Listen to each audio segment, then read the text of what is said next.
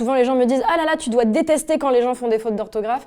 Vraiment pas du tout, c'est le cadet de mes soucis. J'aimerais d'ailleurs qu'on arrête de stigmatiser les personnes qui font des fautes d'orthographe parce que l'important c'est de réussir à s'exprimer, à se faire comprendre.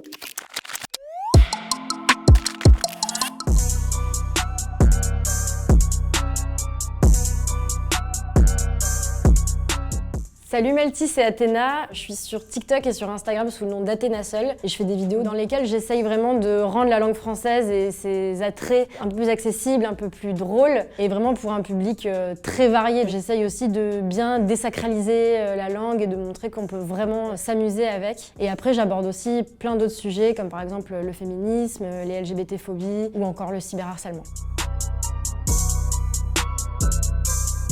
Je me suis pas dit allez j'y vais, pas du tout. Moi au début j'avais 25 abonnés, c'était des potes à moi. Pendant le premier confinement j'ai commencé à poster des petites vidéos mais vraiment plutôt en mode story sur TikTok, j'avais pas trop compris, j'étais un peu trop vieille déjà pour l'appli. Après j'ai un peu pris les codes etc. J'ai fait une vidéo à un moment donné qui a bien marché parce que c'est l'algorithme TikTok, c'est comme ça, on sait pas comment, on sait pas pourquoi mais ça arrive. Je pensais pas du tout que ça prendrait cette ampleur là.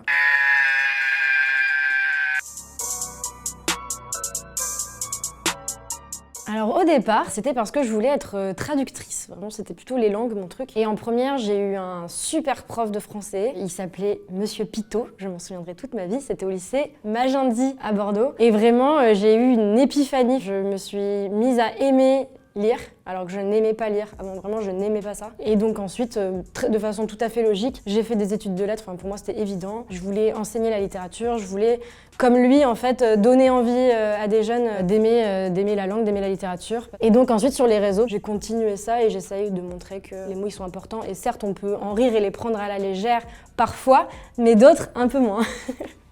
Rentre chez toi, cocotte, t'es trop jeune pour faire la pub. Le poème s'ouvre sur une onomatopée qui permet d'interpeller la passante. Vu que c'est TikTok, c'est un format qui est rapide et qui est fait pour être très fait maison, spontané. Donc j'ai pas spécialement envie de tourner avec une belle caméra et ensuite de faire du montage, etc. Je veux vraiment garder le côté brut. Donc voilà, je suis chez moi, je me filme, je croppe un peu les petits rushs et puis je publie dans la foulée. J'aime pas attendre avant de poster. Si j'attends le lendemain, quand je vais revoir la vidéo dans mes brouillons, je vais me dire « Non, je l'aime plus en fait ». Donc vraiment, je la fais et je la poste direct. Je pense que ce que les gens n'imaginent pas du tout, c'est que dans la vie de tous les jours, je ne m'exprime pas bien. Je parle très simplement en fait et j'hésite pas justement à modifier des mots, à faire des tournures de phrases complètement décalées parce que ça me fait beaucoup rire et que je pense qu'on peut être drôle à partir du moment où on sait bien parler puisque du coup on peut faire un petit peu ce qu'on veut avec les mots. Souvent les gens me disent « Ah là là, tu dois détester quand les gens font des fautes d'orthographe ».